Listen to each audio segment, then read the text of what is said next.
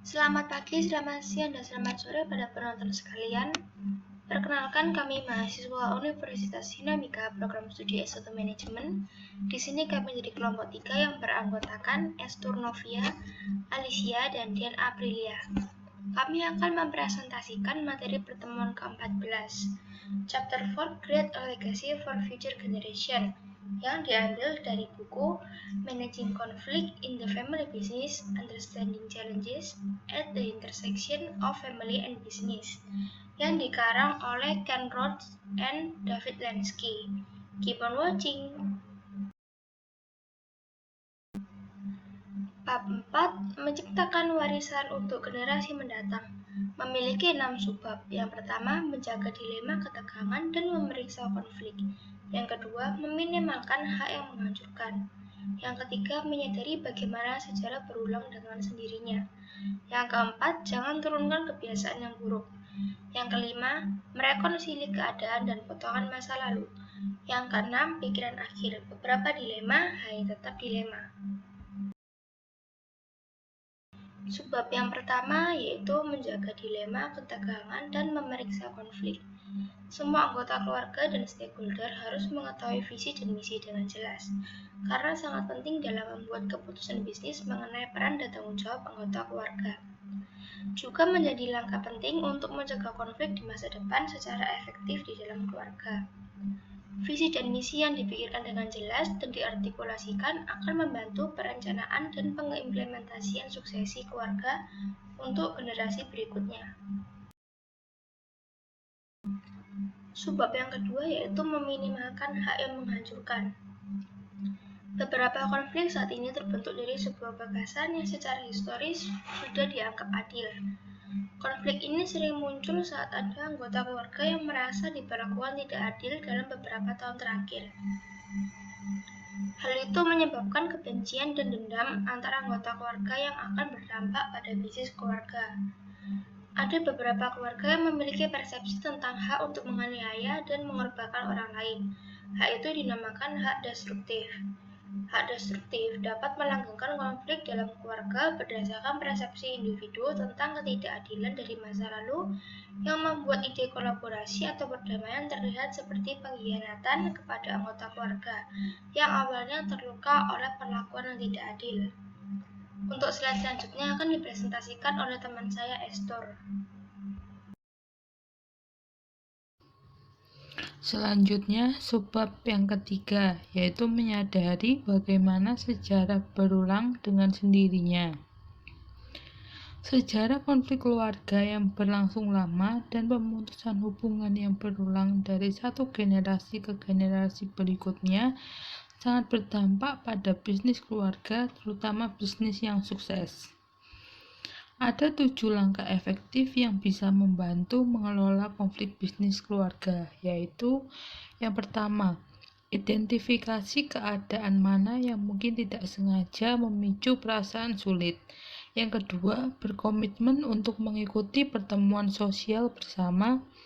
Yang ketiga, berkomitmen untuk mengikuti pertemuan keluarga secara rutin yang membahas perusahaan.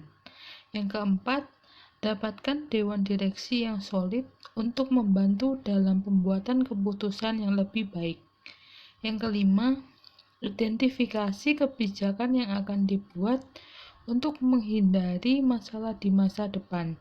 Yang keenam, dalam tim kepemimpinan, pastikan peran dijabarkan menggunakan proses akuntabilitas dengan jelas bagi semua orang di luar tim. Dan yang terakhir, perhatikan misi dan visi bisnis keluarga, juga berkomitmen untuk membuat keputusan bersama. Subbab yang keempat yaitu jangan turunkan kebiasaan buruk. Sebagian besar pemilik bisnis akan setuju bahwa beberapa konflik hanya bagian dari menjalankan bisnis. Namun, ketegangan dalam bisnis keluarga biasanya dikelola dengan cara yang sama seperti yang dilakukan keluarga dan masing-masing anggota keluarga selama bertahun-tahun, dan pola tersebut terbentuk sejak awal sebagai bagian dari dinamika keluarga. Ini tidak selalu merupakan pendekatan negatif, tapi juga perlu memikirkan pola pengelolaan yang efektif yang akan diwariskan pada generasi mendatang. Pola pengelolaan konflik cenderung menjadi kurang efektif ketika keluarga tumbuh dan bisnis menjadi lebih kompleks.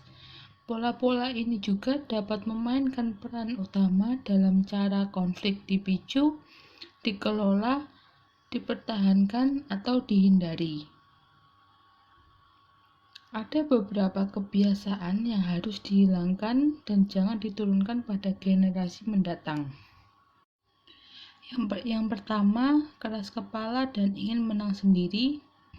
Kedua, hanya berbuat baik tetapi tidak bersikap jujur. Ketiga, acuh tak acuh tentang apa yang terjadi di sekitarnya. Keempat, menghindari konflik dengan alasan menjaga perdamaian. Yang kelima, membicarakan orang lain dan tidak bertanggung jawab. Keenam, kurangnya kepercayaan diri.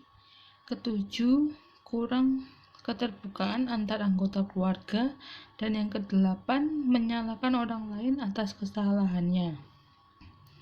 Dengan memperbaiki kebiasaan buruk keluarga, dapat dengan tepat menyalurkan konflik, meningkatkan produktivitas dalam bisnis, dan meningkatkan hubungan di antara anggota keluarga. Untuk slide selanjutnya akan dipresentasikan teman saya, Dean.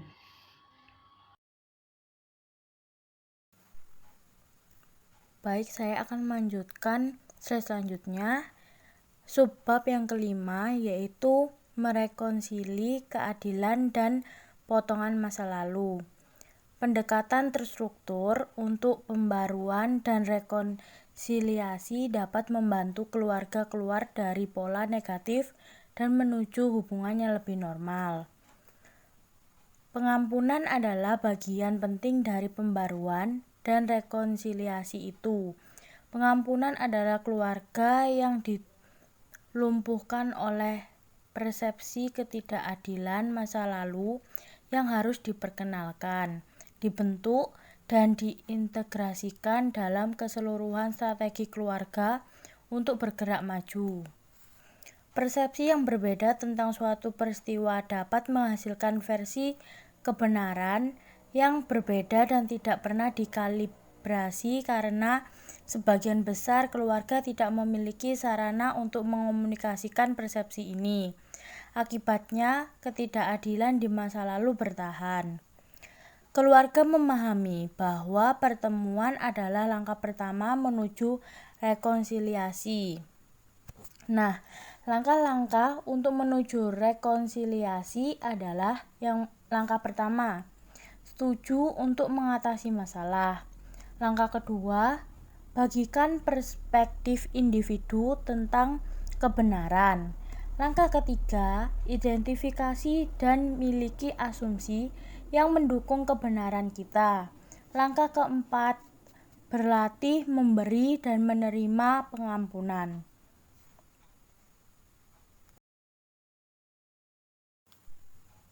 Slide selanjutnya, subbab yang keenam yaitu pikiran akhir sama dengan beberapa dilema hanya tetap dilema. Ada beberapa konflik yang tidak memiliki solusi atau tidak bisa diselesaikan di lingkungan yang sama di mana mereka berkembang. Situasi ini biasanya ditandai dengan perasaan meremehkan, tidak menghargai, dan meremehkan orang lain. Solusi terbaik yang sangat mungkin adalah satu atau kedua anggota keluarga yang terlibat menemukan cara untuk keluar dengan anggun dari bisnis dan membuka pintu untuk hubungan yang lebih baik di masa depan.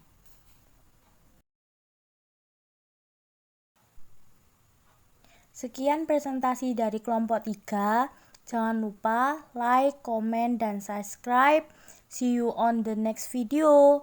Kami pamit. Terima kasih.